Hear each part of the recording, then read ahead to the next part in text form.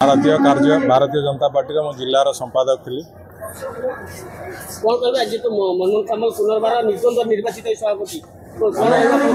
कटक जिला तरफ तथा नियाली निर्वाचन मंडली तरफ नवनिर्वाचित आमर सभापति मनमोहन भाई की आम हार्दिक अभिनंदन जनाऊँ, साधुवाद जनाऊँ, स्वागत जनाऊँ।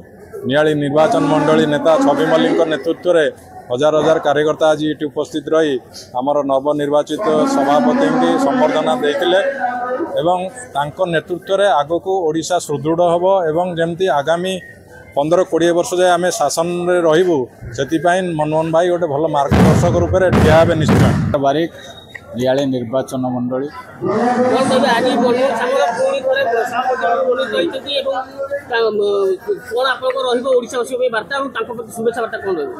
निश्चिंत भाव में मनमोहन भाई जेहेतु विगत दिन में आमर सरकार आणवारे बहुत सहायता करिसेंती।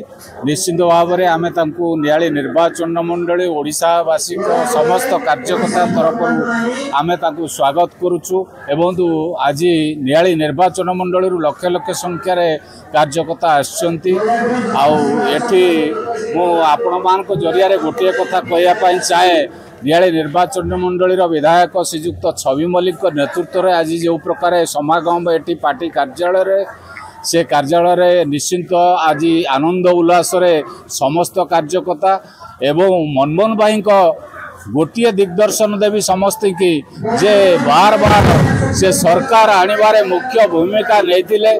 निश्चिंत भाव में आज जो सभापति नूतन भाव में तांकर एकपाखिया भाव में नवनिर्वाचित करागला पार्टी तरफ निर्द्वंद्व निर्वाचित करागला से अशेष अशेष धन्यवाद एवं साधुवाद जनाऊँ एवं स्वागत करुचु आम समस्त ओडिशावासी एवं नियाली निर्वाचन मंडली तरफ।